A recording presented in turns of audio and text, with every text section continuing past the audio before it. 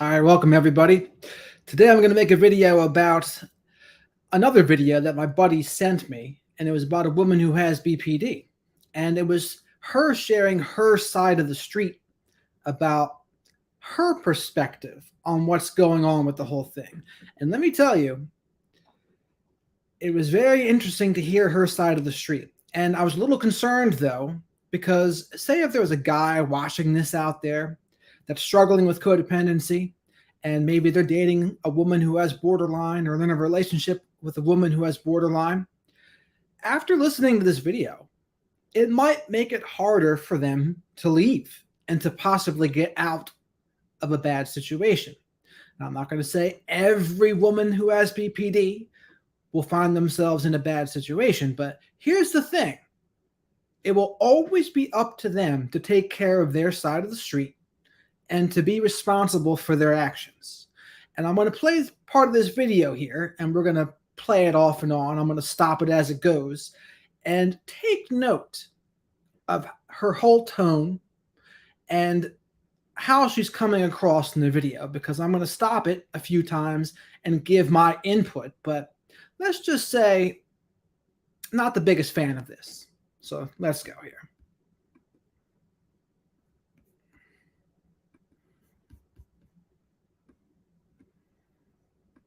I just left. I leave.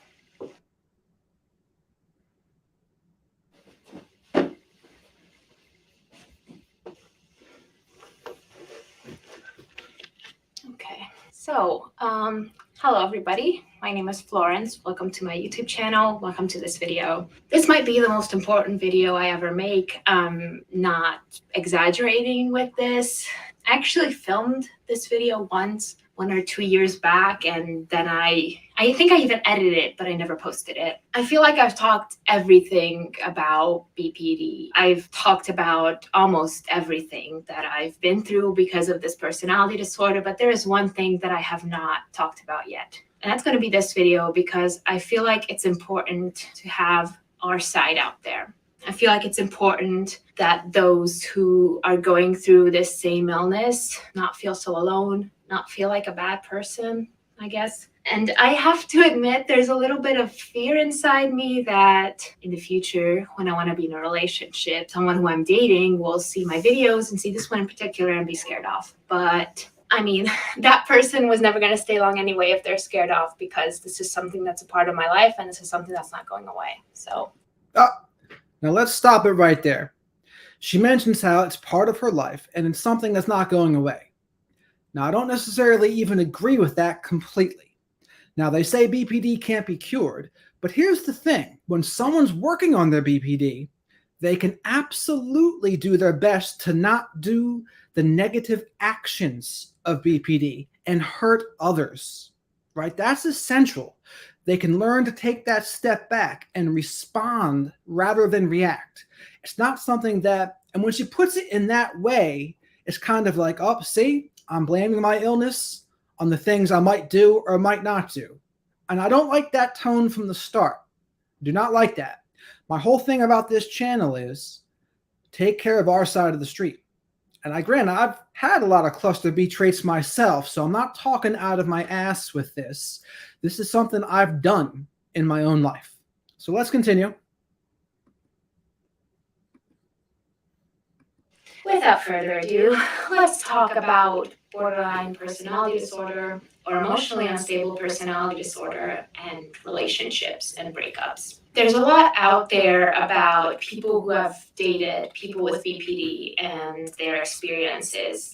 The word toxic, the word obsessive, the word narcissistic, this gets thrown around a lot. And I wanted to share our side of things and shed light on the fact that we're not monsters. Sometimes we struggle as well. So it's not just, I know it's affecting the person that's in a relationship with someone with BPD, and I never want to take away from anyone's experiences. I just want to share the other side, I guess.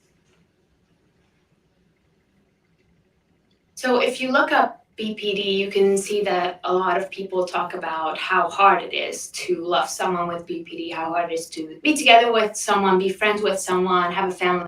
Yes, I have made videos about this before, about the pitfalls and about what it's like dating a woman with BPD. And again, if someone finds himself in that scenario, I'm not going to tell anyone they should stay in a scenario that is harmful. To me, it all depends on how the BPD is displaying itself, right? Because if someone has worked on it, has gone to dialectical behavioral therapy, and they've been able to prevent themselves from acting out the negative parts of it, okay, that's fine. But you got to see that in action. But here we go. Family member who has BPD, I acknowledge that. We can be hard to be around. And I think the most important thing that I want to say, first of all, before we really get into my experiences, is that we're not doing this on purpose. Borderline personality disorder is a mental illness, personality disorder that will likely follow us for the rest of our lives. We suffer from its symptoms, and more often than not, most of the time, we're not trying to be mean. It all stems from mental illness. See, I don't like that part either. Notice how she's kind of making it seem like she's a little bit of the victim of her disorder here. And if someone's going to act like they're the victim of their disorder, not ready for a relationship, not ready one bit. And here's the thing, it doesn't matter if they are doing it on purpose or not. Oh, it's just our illness doing it. They are responsible for their actions. Anything that does not go on that, anything that distracts from that, is something that's not going to help. They're responsible for their actions. And if they're hurting people, that's something they're going to have to take a look at and not just say, I'm suffering from my illness. I don't mean to hurt people, but it's happening anyway. It's like, not good enough. Do something different.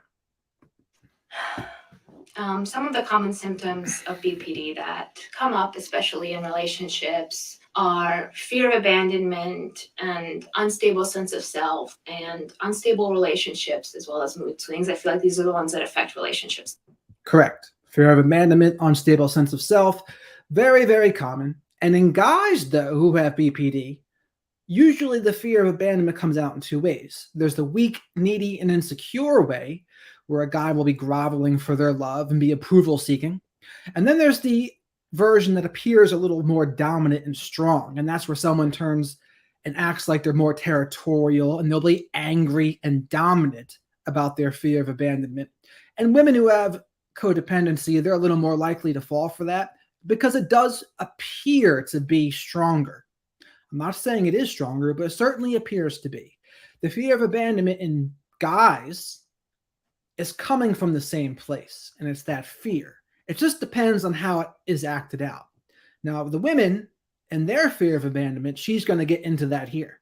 It's the most. Let's start with the most glaring one, which is fear of abandonment. So fear of abandonment basically means that we who have BPD, our first instinct is that people will abandon us. Our first instinct is that we cannot be loved for a longer period of time.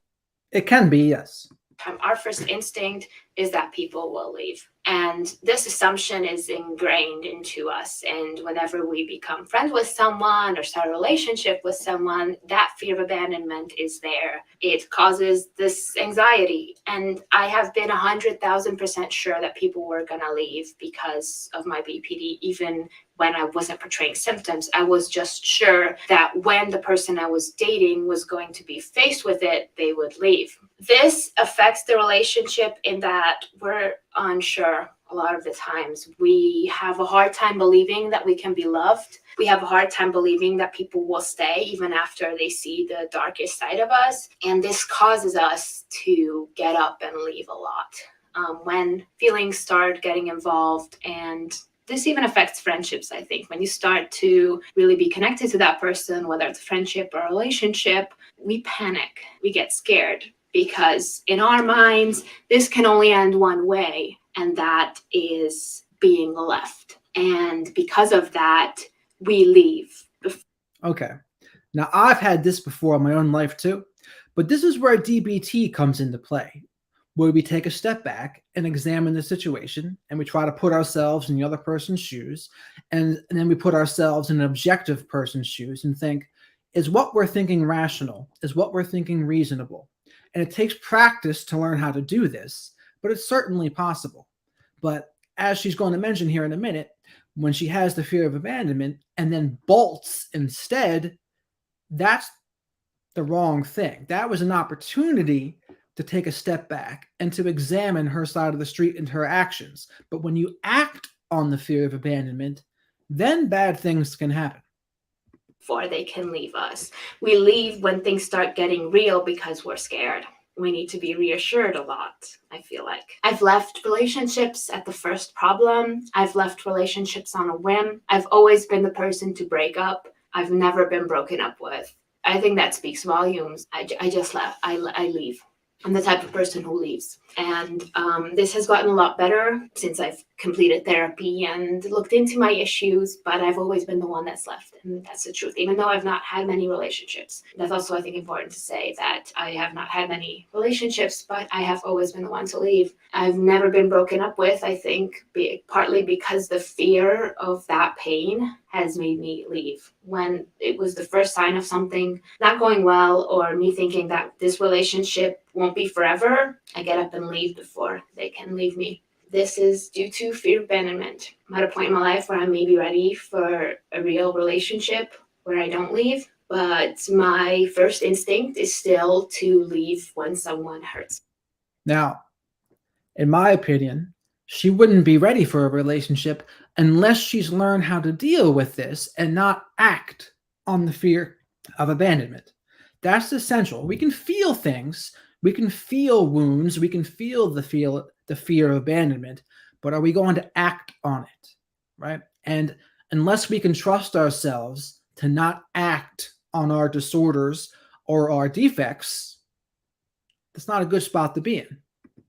Relationships where neither person has a mental illness, there's a conflict, they work it through and they move on. But for me, conflict feels often like the first sign of the end. And when I feel like someone may eventually leave me, I can't even handle the idea of that pain, so I get up and go. My first relationship, I left on a whim. We were starting to have problems and I felt hurt. I didn't want to stay to work it out. I'm not completely sure that was the right decision. I do feel like we weren't that compatible, but there was a lot of love there. And I think when I first left, I thought this is a test to see if my ex will fight for me. When they didn't, I just felt like, okay, this was going to end anyway, that I wasn't important enough. I didn't even consider the fact that maybe we should have talked it through more instead of going right to the breakup. But it was my first relationship and I knew nothing.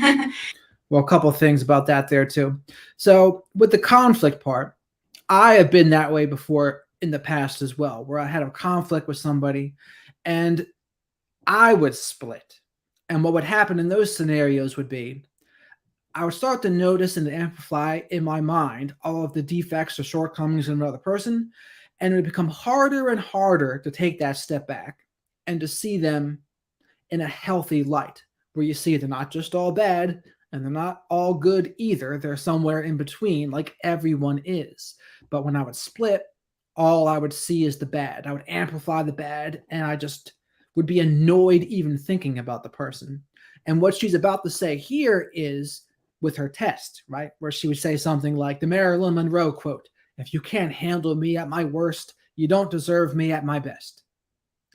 BPD in a nutshell.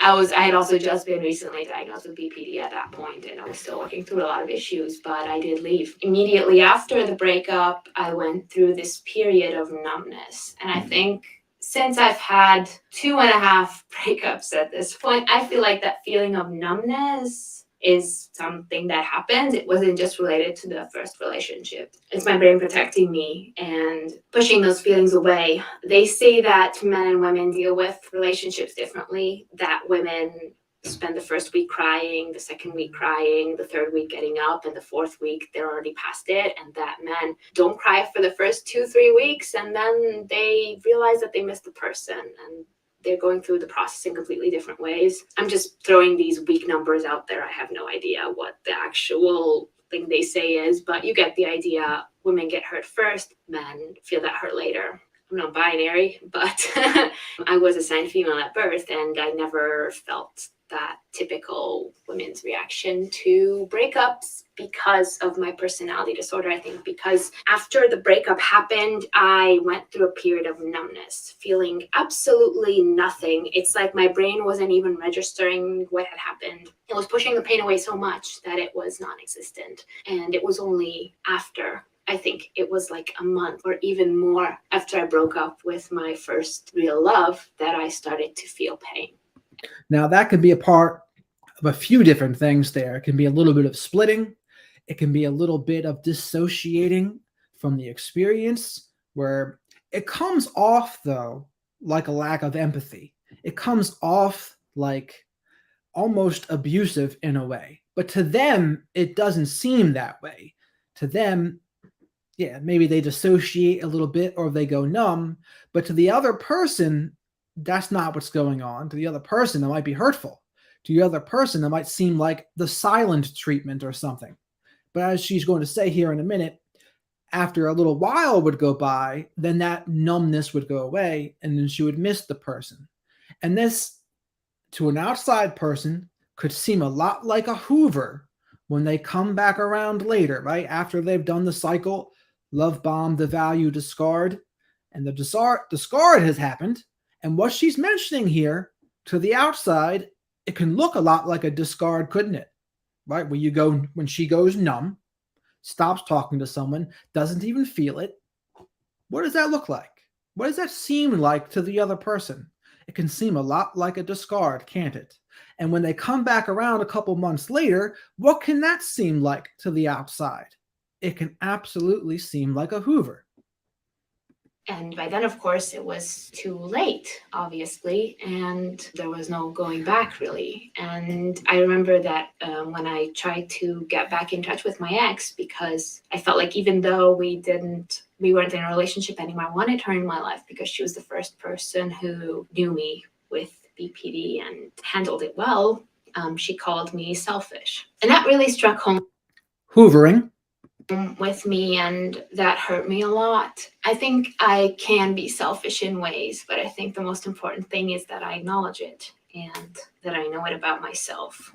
Yes, acknowledging and the self-awareness is very important and is the first step. But the even better next step is not acting out on it, changing our actions, changing our response so that we don't do the same things again. More than the self-awareness, that second part is even more important. I'm not always selfish. I have a lot of love to give. I think that's the other side of it, that people with BPD, their emotions work on a larger scale. And because of that, we can feel love so intensely that it could lead to obsession. We can idolize that person. That's where. Now, this is dressing it up here pretty good too, but in a love bombing phase in particular, they feel love so intensely and they can become obsessed. That is a nice way to put it. But it could also be love bombing, the idealization phase at that point as well. I mean, my point in doing this video is partially trying to get people to understand the different ways to look at things. Because when we're in a relationship with a woman who has a cluster B disorder, not that we should be, but say we are, and they're borderline or narcissistic, notice how their sides of the story are different and how they present their sides of the story. But when we take a look back, they like to dress it up and make it seem magical or different. But when you cut it down to the common denominator, it's often the same routine. It's often simple. Love bombing, devaluing, discarding, hoovering, splitting, fear of abandonment, all of these things. And all of this, I give her credit for putting her stuff out there. And I give her credit for the self-awareness she has in going to therapy and being honest about her experience. But again, the next step is not acting out on these things, responding rather than reacting, right? And she's dressing it up. It can appear in how she is here, she kind of seems, what does she seem? Vulnerable. Kind of seems like she almost needs saving, for example. And guess what? That's what a lot of BPD people do, right? They come off as innocent, vulnerable, and you just want to take care of them. But I bet you if you were to talk to her ex-girlfriends, because she said she's non-binary and she dates women, I bet you they would probably have a little bit of a different story to tell. Very much possible. For some people, their favorite person is the person they're in a relationship with. I think I'm lucky in that sense that my favorite person is not an ex of mine, because my favorite person has never left me because they're a family member. The person who has BPD is very connected to this person, to their favorite person. It's someone that they love really, really, really much. So much that it can cause them to be linked with that person's emotions. So when their favorite person has a bad mood or is mad at them, it can feel like the end of the world, and they can take on that bad mood as well. Now, I've spoken about a BPD's favorite person before, specifically in my What It's Like to Date a Female Covert Narcissist versus Dating a Borderline Woman video. And the narcissistic woman, she's going to have a lot of different supplies, right? And she's not just going to have a favorite person. She may have one main supply, the narcissist, but she doesn't have just one favorite person. Generally, a borderline woman, she's going to have one favorite person, right? And she might really, really think she cares about that one favorite person. And then sometimes she really may, right? I'm not going to say she doesn't, but sometimes she really might. And they're not going to be open to the cheating, generally speaking, unless something happens. Unlike the narcissistic woman, she'll be open to supply and cheating at all times. A whole video on it. I'll leave it up here and I'll link it down below as well if you want to know more. The second person that I dated, that ended because that person hurt my feelings. And for me, it felt like the first sign of the fact that they weren't going to be able to handle me. They said something that really hurt my feelings. Notice the framing, handle her, right? And she's going to mention this later to her credit. But again, it's only her responsibility to take care of her side of the street. No one should have to handle her. She should work on her defects and shortcomings so that they are presented in the best way, where she has the awareness of them to not really act out on them and to not blame a disorder, but to take responsibility and take that step back. Feelings, and they didn't know how to comfort me after that, and they handled it bad. Instead of wanting to work through it, I got up and left. And I don't necessarily think that was a bad decision, but looking back at my past, I've always made rash and sudden decisions. And that relationship had no future because of other things. But what caused me to leave was being hurt one time. But it cut so deep that I wasn't willing to put any type of emotion in it. It was early in the relationship, so I didn't have emotions for that person. And I was like, I'm gonna. Oh, and I forgot to mention one thing before too. She was mentioning with her favorite person about how she would feel the emotions of her favorite person. That's also enmeshment. That's enmeshment when there's a lack of boundaries, there's a lack of autonomy between two people, right? Where they're not two independent people, they become one enmeshed person, where they feel the same emotions as one another. And if one person's feeling sad, the other person feels sad. One person's happy, the other person's happy. It's enmeshment. They're not two individuals. They merge. This happens in families too, where there's parents, they get enmeshed with their children. It happens a lot with single mothers and their children. Single mothers and sons often, they can be enmeshed, where the mother will coddle, for example, her sons. And the woman will rely emotionally on her children. That's a responsibility that the kids should not bear. That is too much for them. They don't need that, right? The woman needs to be able to be her own person and rely on other adults, right? That's who she should be relying on, not her children to meet her emotional needs, but other mature adults to meet her emotional needs. I'll leave before they can hurt me again, and they will hurt me more because if I start putting emotions into this. But it was like something completely broke at that moment, and my emotions were completely turned off. Any type of emotion I might have had for that person, any type of love I might have grown to have, was completely turned off. Splitting. And my brain put it in this is not happening. We're not having any type of feeling for this person because they hurt me and I can't handle Splitting / devalue, discard. that, because what if they hurt me again? And the next time they hurt me, I will have emotions in this relationship and it will hurt me even more. My third breakup, I suppose, happened 2 days ago, I think. It happened because I couldn't fall in love. That's the other side of the coin, I suppose. We have really high walls up. I've never fallen in love really slow. I've either fallen in love really fast or not at all, but my walls are. She's mistaking infatuation with falling in love, right? That's what cluster B people can often do. They'll love bomb. They think this other person will make things all better and it'll be the person they can love with all of their hearts. But that's not really love 99 times out of 100. 99 times out of 100, it is infatuation, right? It's a feeling. But real love, healthy love, develops a little more slowly over time. Those are the loves that last. Are really, really high, and defense mechanisms and everything. And I think it's hard for me to fall in love because deep down I'm still extremely afraid of being abandoned and left and hurt. The hurt is the thing that I'm most afraid of and the thing that I most try to avoid. Sometimes we idolize and sometimes we villainize, I suppose, the other person if they love us.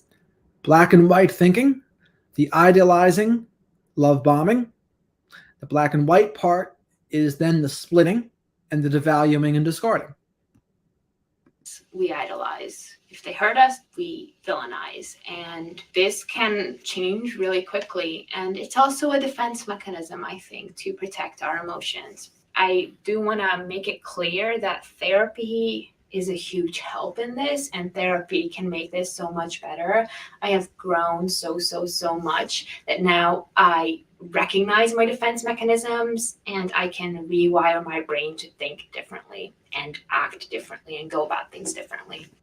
Amen to that there, sister. I do hope that is actually what she's doing in her real life. But from how she was talking about it in the beginning, didn't really seem like that's kind of how she was going about it. But let's see.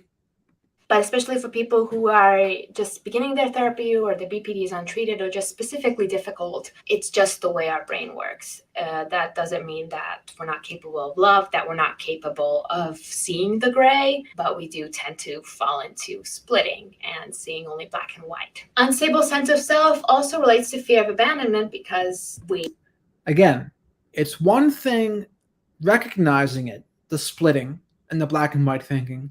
It's another thing acting on it. Like just because the brain does that doesn't mean it needs to be acted out upon. That's the big thing.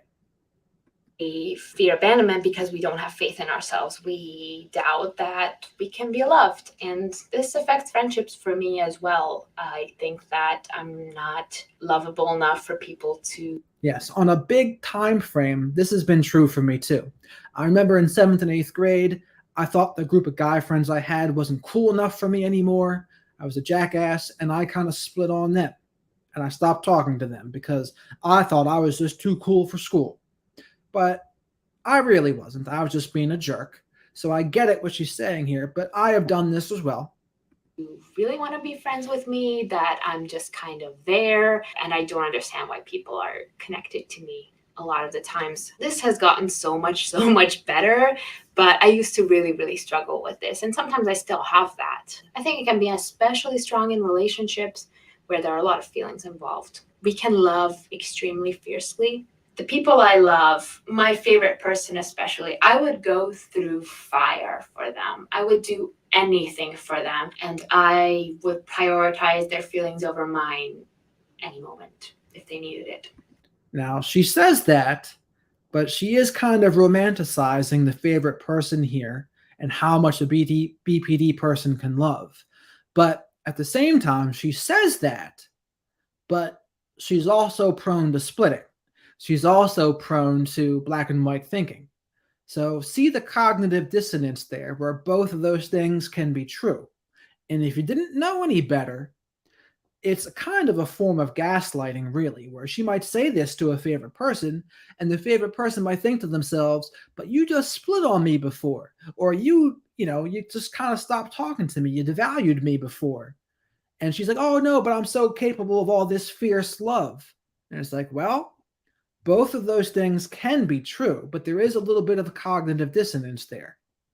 So that's the other side of the coin. We are capable of really strong love, but you have to earn our trust, and we have to let our walls down, and that takes time. And our trust can be broken really easily. As I said, if someone hurts me, my first instinct is to leave before they can hurt me again. It's hard. Something else. And you can see the danger in that too, of course, right? She can love really fiercely, but if she's hurt, she can do the split, and then she can protect herself and go in self-preservation mode.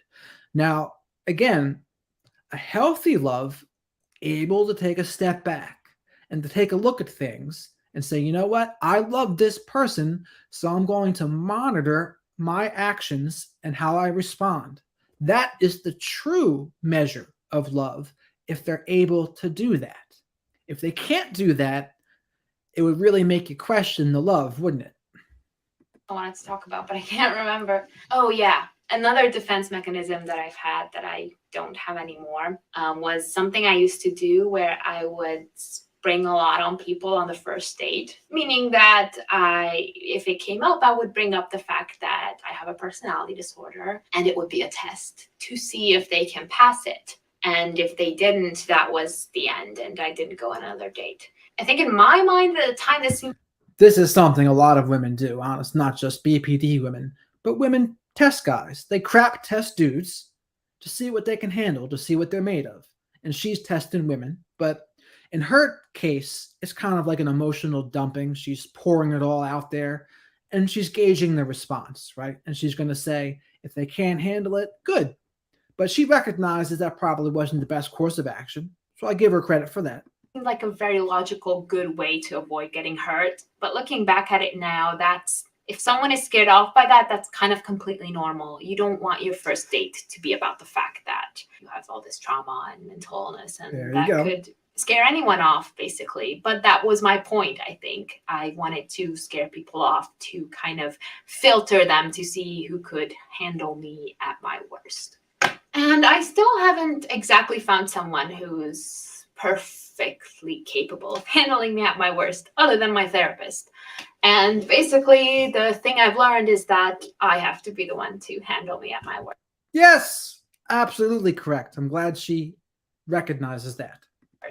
And the only person that's going to support me is me. I can't rely on other people to help me. I don't know. I don't think it's that hard to support me when I'm going through something like this. Mostly I just need the other person to listen, to hug me, to tell me it's going to pass and it'll be all right. But if that person is also emotionally affected by the situation that triggered me, then their emotions are going to make it messy. And they're going to be focused on their own emotions, and I'm going to be going through living hell and not knowing how to get out of it. So yeah, I'm the only person who can handle me at my worst. Sometimes it's even hard for me, but I'm the only one who's going to ever be able to help me. We kind of derailed a bit, but love fiercely or not at all. And the numbness, I'm feeling it right now. And I'm probably gonna wake up from it in a week or two, and then the pain is gonna start to hit. But right now, my brain is protecting me, and that's just the way my brain works. It's protecting me from feeling all these feelings, so I don't feel anything at all. I really hope this video was educational. And depending on what the scenario is, that not feeling at all can seem pretty cold and distant and like a lack of empathy. I'm not saying that's exactly what it is, but it can seem like that when they dissociate. In a way, I really, really hope you took something from it, in that maybe next time you'll be a little kinder, be kind to each other, and just know that there are two sides to every story. I've never seen someone who is the BPDX talk about their experiences. I've shared about it from my side of the street as well. I made a whole video about it. My experience with BPD. It's always how other people are traumatized by us, and that stigma is really, really hard to deal with. And I just wanted to get our story out there, and if you have BPD, to make you feel less alone. Bottom line is, we're acting on symptoms of a mental illness, and we have so much love in us that if someone with BPD loves you, they're gonna love you so fiercely, you can't even imagine. Thank you for watching this. Well, so that last part there, I didn't really like that very much either, but the love so fiercely part, it's like that really kind of romanticizes and dresses it up. That's not exactly what's going on there, right? It's part of a disorder. And she goes, it's not our fault they have the disorder and they act on it sometimes, but it is their responsibility to not act on it. Like, that part can't be forgotten. And again, the reason I'm making this video now is because I fear a guy will watch that. And here's the bottom line also. Someone who's struggling with codependency, whether they're a man or a woman, it's hard for them to leave. They're going to be in a trauma bond oftentimes as well. And it's hard to break that. And they're looking for reasons to stay. And then you watch a video like that and say, oh, the borderline just loves so deeply and fiercely that they can't help themselves. And it kind of seems like it romanticizes it a little bit. It kind of dresses it up. And it's like, well, is that really it? Because if they're hurting you and they're disrespecting your boundaries and they're not doing anything differently, and they say it's not our fault that we have a disorder, when they say it's not their fault that they have a disorder, that's a red flag, right? Because the bottom line is, what are the actions going to be? That's what matters, right? You can have the disorder, that's fine. But when you blame your actions on the disorder, you're not taking responsibility anymore. You're not practicing radical self-respect. You're becoming powerless because you're blaming. Again, this is what DBT is for, to learn how to take the step back, respond, and to clearly identify and examine what your thinking and feelings are so that you don't hurt the people you care about. And if you can't do that, then I don't think you're ready for a relationship if you can't do that. And again, to the guys that would watch something like that, you got to be really honest with yourself and say, how is the person in my life showing up? Because that's all that really matters. It doesn't matter the diagnoses, it doesn't matter what they label themselves as. How are they showing up? Bottom line. Are they respecting you? Are they treating you respectfully? Are they respecting your boundaries? Those are the questions, and time will tell the answers to all of that. And I was really appreciative to her for actually being honest there. But I did notice she kind of dressed it up a little bit. And she is honest, but notice also it kind of made it seem like she was the victim a little bit there, didn't it? A victim of her disorder. And that is kind of a lot of what they do, where taking more responsibility is something I would like to be seeing. I would like to see that more. So comment on this video what you thought about this. Do you have women in your life that have had BPD? Have you had narcissistic women in your life? I would love to hear your thoughts about it. And tell me your thoughts on what you thought of my commentary there too. Was I being too hard on her? Maybe I was, for all I know. But I do think it's important to tell guys the cold, hard truth. Don't butter it up a little bit. Keep it real and say, hey, let's not romanticize here. Let's not dress it up. Let's say it how it is. And again, if someone's going to say, oh, it's my disorder, we can't help it, that's a step in the wrong direction. Being able to help it is what you go to DBT for, to learn how to take the step back. I hate how I have to keep on saying it like that, the respond versus react thing, but it's so important. That is huge. So with that, thank you for watching, everybody. Have a good one.